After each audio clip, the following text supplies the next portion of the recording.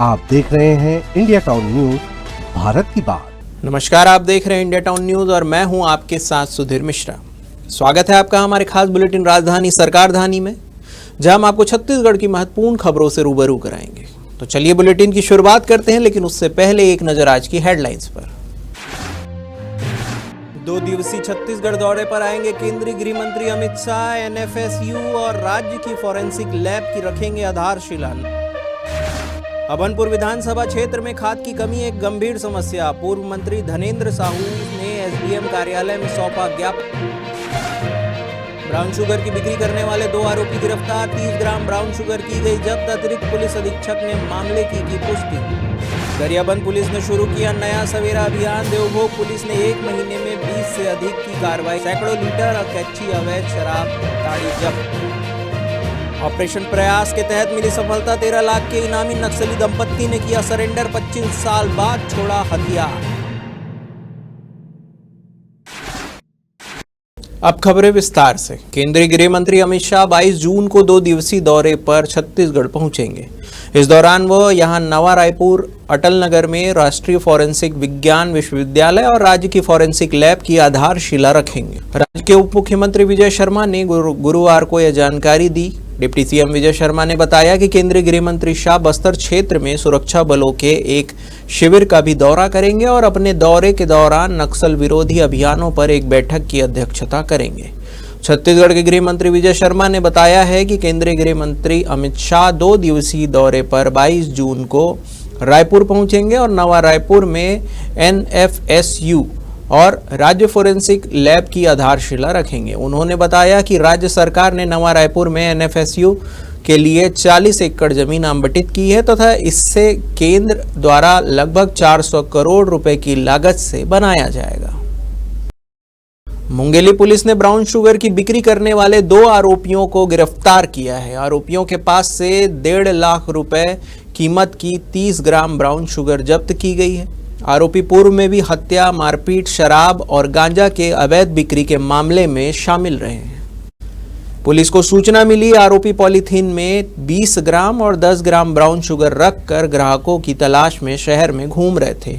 1 kilo brown sugar की कीमत लगभग 2 करोड़ रुपए है, जिसके बाद पुलिस ने फौरन कार्रवाई करते हुए आरोपियों को गिरफ्तार कर जब्ती की कार्रवाई की। वहीं अतिरिक्त पुलिस अधीक्षक नवनीत कौर छाबड़ा ने मामले की पुष्टि की। अभी जैसे जो है नशा मुक्त भारत पखवाड़ा जो है चलाया जा रहा है और साथ ही हमारे द्वारा मुंगेली जिले में ऑपरेशन बाज के तहत कंटिन्यू कार्रवाई की जा रही है। इसी परिप्रेक्ष्य में 18/6/25 को मुखबिर से सूचना मिली कि राम गोपाल तिवारी वार्ड में 2 व्यक्ति जो हैं वो ब्राउन शुगर बेच रहे हैं करके। उस पे जो हमारे यहाँ के कोतवाली थाना प्रभारी और साइबर की जो टीम है वो वहाँ घेराबंदी की और 2 व्यक्तियों को उन्होंने गिरफ्तार किया और उनके पास से 30 ग्राम जो है ब्राउन शुगर की जब्ती की, जिनकी कीमत लगभग 1.5 लाख रुपए है। इसमें से जो पहला आरोपी है उसका नाम है लकी उर्फ अवी पाठक, जो वहीं राम गोपाल तिवारी वार्ड का रहने वाला है, और दूसरा है दीपक विश्वकर्मा। ये दोनों राम गोपाल तिवारी वार्ड के रहने वाले हैं। इसमें से जो लकी है वो आदतन बदमाश है, इसका गुंडा फाइल भी खुली हुई है और ये हत्या, शराब और गांजा तस्करी जैसे मामलों में पहले भी जेल में रह चुका है। गरियाबंद जिले में नशे के खिलाफ एक बड़ा अभियान चलाया जा रहा है, जिसका नेतृत्व देवभोग थाना प्रभारी फैजुल होदा कर रहे हैं। इस अभियान के तहत पुलिस ने अवैध शराब और ताड़ी निर्माण, परिवहन और बिक्री में लिप्त लोगों के खिलाफ कड़ी कार्रवाई की है। देवभोग पुलिस ने बीते 1 महीने में 20 से अधिक कार्रवाइयां की है। सैकड़ों लीटर अवैध कच्ची शराब और ताड़ी जब्त की गई। कई आरोपियों को गिरफ्तार कर न्यायालय में पेश किया गया है। वहीं ग्रामीण की सक्रियता से पुलिस को सफलता मिल रही है। गरियाबंद पुलिस ने नया सवेरा अभियान शुरू किया, जिसका उद्देश्य नशे के अवैध व्यापार पर रोक लगाना और लोगों को नशे के दुष्प्रभाव के प्रति जागरूक करना है। पुलिस अधीक्षक महोदय गरियाबंद के निर्देश पर नशे के खिलाफ नया सवेरा अभियान पूरे गरियाबंद जिले में चलाया जा रहा है और सभी थानों में नया सवेरा अभियान के तहत आबकारी अधिनियम की कार्रवाई की जा रही है। इस दौरान देवभोग थाने के विभिन्न क्षेत्रों से जो अलग अलग ग्राम हैं वहाँ पे शराब और ताड़ी जो सल्फी कहलाता है यहाँ पे, ये सब बेचे जाने की सूचना थी। इस सूचना पे हम लोगों ने 20 प्रकरण, 1 महीने में 20 प्रकरण बनाया है और लगभग 350 लीटर शराब और सल्फी की जब्ती की गई है और इस मामले में लगभग 20 से अधिक लोगों को जेल भेजा गया है। मुंगेली जिले में जमीन दलाली और जमीन कब्जे का धंधा जोरों पर है। ताजा मामला ग्राम पंचायत रामगढ़ का है, जहां मेला स्थल पर कुछ लोगों ने अपनी निजी भूमि होने का दावा किया है। ग्रामीणों का आरोप है कि मुरारी सोनी नामक व्यक्ति ने मेला स्थल पर अतिक्रमण कर रखा है, जबकि यह भूमि सार्वजनिक मेला स्थल के लिए घोषित की गई है।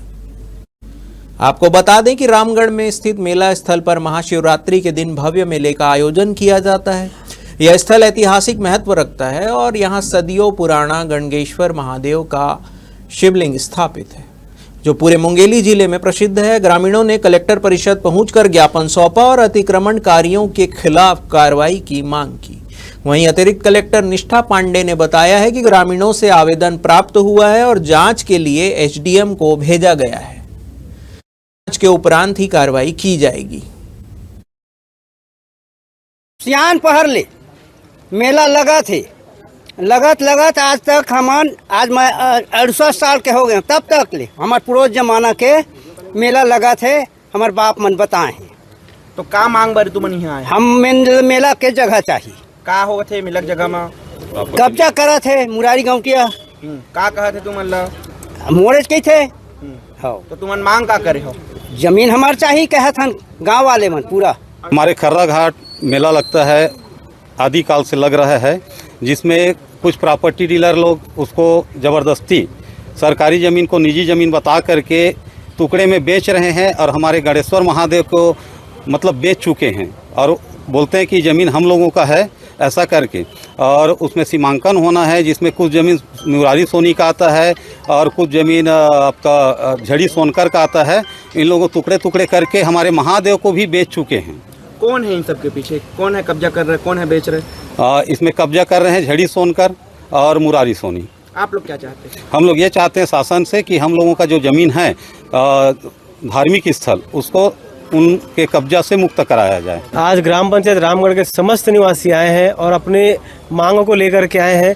हम सभी ग्रामीण हमारे पूर्वजों के समय से देखते आ रहे हैं कि रामगढ़ के खर्रा घाट मंदिर में लगातार सदियों से मेला लगते आया है और हमारे खर्रा घाट के मंदिर परिसर में 7.5 एकड़ गवर्नमेंट की भूमि है, जिसको कुछ ज़मीन वाले बिक्री सेल करने वाले लोग गवर्नमेंट का बताकर गवर्नमेंट को निजी करके बेच रहे हैं।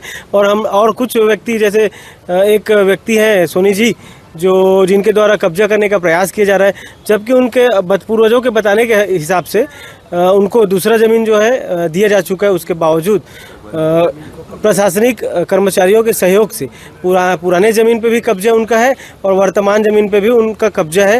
एक आवेदन अभी ग्रामवासियों द्वारा प्रस्तुत किया गया है, जिसमें कहा गया है कि ग्राम पंचायत रामगढ़ के खर्रा घाट मेला स्थल को अतिक्रमण मुक्त कर मिनी पर्यटन स्थल घोषित करने के लिए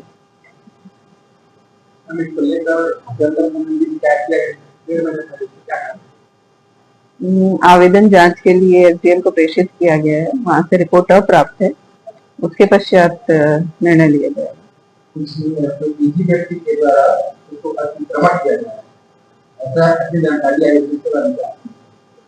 ऐसा आवेदन में उल्लेखित है, जिसको जांच के लिए एसडीएम को भेजा जा रहा है और फिर उसके बाद देखते हैं जो रिपोर्ट आती है उसके आधार पर निर्णय।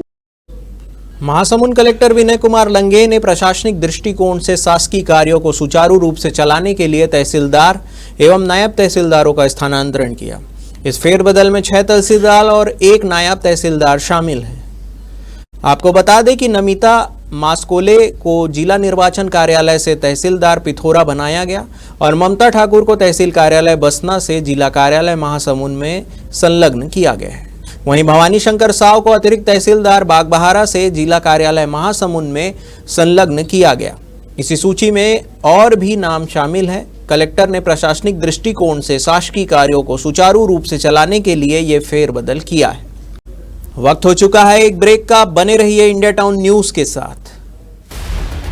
अब खबर आपकी उंगलियों पर, हर खबर पर हमारा नजरिया। इंडिया टाउन न्यूज, भारत की बात। ब्रेक के बाद आपका स्वागत है। महासमुंद के न्याय प्रथम अतिरिक्त न्यायाधीश संग पुष्पा ने सामूहिक हत्याकांड के 2 आरोपियों को आजीवन सश्रम कारावास की सजा सुनाई है। मामला 11 सितंबर 2020 का है, जहां गांव थाना क्षेत्र के ग्राम जोबा निवासी आरोपी परसराम गायकवाड़ एवं ब्रजसेन गायकवाड़ ने जमीन बंटवारा संबंधित विवाद के चलते ओस राम एवं जागृति गायकवाड़ की आंख में मिर्ची पाउडर डालकर प्राणघातक हमला किया था। वहीं परिवार के अन्य 5 लोगों का गला रेता गया था, जिसमें 3 लोगों की मृत्यु हो गई थी और वहीं 4 लोग गंभीर रूप से घायल थे।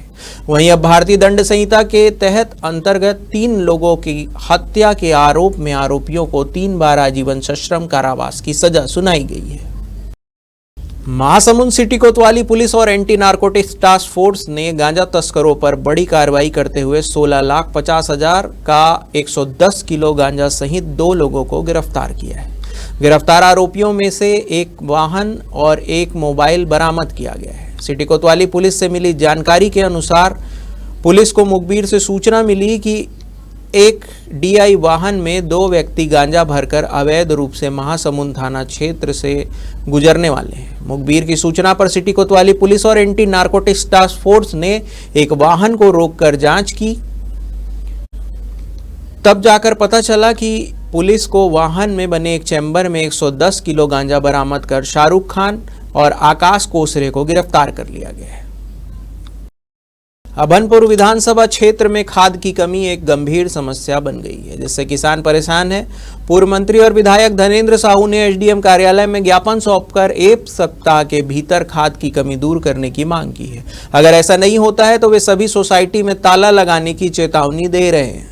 छत्तीसगढ़ में DAP खाद की कमी का मुख्य कारण रूस यूक्रेन युद्ध का कारण आयात प्रभावित हो रहा है। सरकार ने किसानों को वैकल्पिक उर्वरकों की सलाह देना शुरू किया है, लेकिन किसान इसका विरोध कर रहे हैं। देखिए, पूरे अभनपुर विधानसभा क्षेत्र के जितने भी हमारी सहकारी समितियां हैं, किसी भी सहकारी समिति में किसानों को जो आवश्यक है, किसानों को जिन खादों की आवश्यकता है, कहीं कोई खाद उपलब्ध नहीं है। किसान भटक रहे हैं, व्यापारियों के पास में मनमाने स्टॉक है, लेकिन सरकारी सोसाइटी में स्टॉक नहीं है। किसान जो है ब्लैक मार्केटिंग में, काला बाजारी में अधिक दामों में खाद लेने मजबूर हो रहे हैं। ये खेती किसानी का पीक सीजन आ गया है, इसी समय सारे किसानों को खाद की आवश्यकता होती है। बीज उपलब्ध नहीं है, बीज नहीं मिल रहा है। ये इन्हीं कमियों को लेकर के लगातार हम लोग आवाज उठा रहे हैं, लेकिन सरकार कान में रुई डाल करके चुप बैठी हुई है और सारा खाद निजी व्यापारियों को निजी क्षेत्र में आपूर्ति कर रहे हैं और लोग खूब कालाबाजारी कर रहे हैं। इसमें खूब बड़े पैमाने पे भ्रष्टाचार सरकार के द्वारा किया जा रहा है। माड़ क्षेत्र में लंबे समय से सक्रिय हार्डकोर नक्सली दंपत्ति ने लाल आतंक का रास्ता छोड़ मुख्य धारा में लौटते अपना हथियार छोड़ पुलिस के सामने आत्मसमर्पण कर दिया।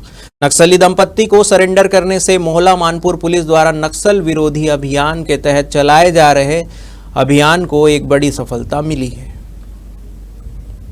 नक्सली दंपत्ति के आत्मसमर्पण मामले का प्रेस वार्ता में खुलासा करते राजनांदगांव रेंज के IG अभिषेक सांडिल्य ने बताया कि मोहला मानपुर पुलिस द्वारा नक्सलियों के घर वापसी यानी कि आत्मसमर्पण के लिए ऑपरेशन प्रयास चलाया जा रहा है। वहीं अभियान के अंतर्गत माड़ क्षेत्र में लंबे समय तक रहे सक्रिय डिविजनल कमेटी मेंबर जीवन उर्फ राम तुलावी व उनकी पत्नी एरिया कमेटी मेंबर पद पर रहे अगासा उर्फ आरती कोर्राम ग्राम तेलीटोला थाना मोहला ने बुधवार को लाल आतंक का रास्ता छोड़कर मुख्य धारा में लौटते IG सांडिल्य के सामने सरेंडर कर दिया। अभी वहाँ की स्थिति बहुत गंभीर है, लड़ने की स्थिति में नहीं है और राशन पानी की व्यवस्था की भी बहुत दिक्कत हो रही है। इसलिए हम सरकार का जो योजना जो लाए उससे प्रभावित होकर समर्पण के लिए आए। मैं वहाँ 20 साल तक लगभग नक्सली संगठन से जुड़ी थी। क्या काम करते? मैं वहाँ पर चेतना नाट्यमान से जुड़ी थी, नाच गाना सिखाती थी। अन्य जो नक्सली कैडर है उनके लिए कोई संदेश आप देना? मैं तो उन सबसे यही कहना चाहूंगी कि जो अभी सरकार का योजना है उसे स्वीकारते हुए वो भी आत्मसमर्पण कर दे। मोहला मानपुर पुलिस की जो एक्टिव इन्होंने पुलिसिंग की है और जिले में जो एक्टिव नक्सली थे उनके घर जाकर या उनको तरह तरह से मैसेज पहुंचाए और साथ में हमारे जो ITBP के अधिकारीगण हैं सबके सहयोग से प्रभावित होकर 2 नक्सली जो मोला जिले के रहने वाले थे और मार डिवीजन बस्तर के मार डिवीजन में कार्यरत थे, उन्होंने आज आत्मसमर्पण किया है। और जो शासन की आत्मसमर्पण नीति है उससे प्रभावित होकर इन्होंने समर्पण किया है। उसके तहत जो तत्काल इनको दोनों को 50-50 हज़ार की जो प्रोत्साहन राशि है दी गई है। नारायणपुर में राज्य सरकार द्वारा शिक्षा विभाग में लागू युक्तियुक्तकरण नीति के विरोध में आज कांग्रेस कार्यकर्ताओं ने जमकर हंगामा किया। जिला शिक्षा अधिकारी कार्यालय का घेराव करने निकले कार्यकर्ताओं को पुलिस ने बीच रास्ते में रोक लिया, जिसके बाद सड़क पर बैठकर नारेबाजी करते हुए विरोध जताया गया। बैरिकेड पार करने के प्रयास में कांग्रेसी कार्यकर्ताओं और पुलिस के बीच झड़प देखने को मिली। कांग्रेसी कार्यकर्ताओं ने बैरिकेड पर चढ़कर जमकर नारेबाजी की और युक्तियुक्तकरण वापस लेने वाला ज्ञापन मुख्यमंत्री के नाम तहसीलदार को सौंपा है।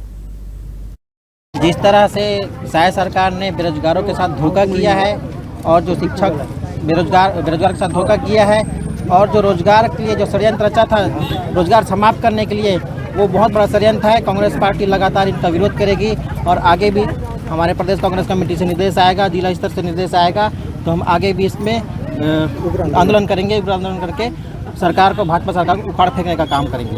और से ज्ञापन सौंपने का DO और DO कार्यालय का ज्ञापन सौंपना था।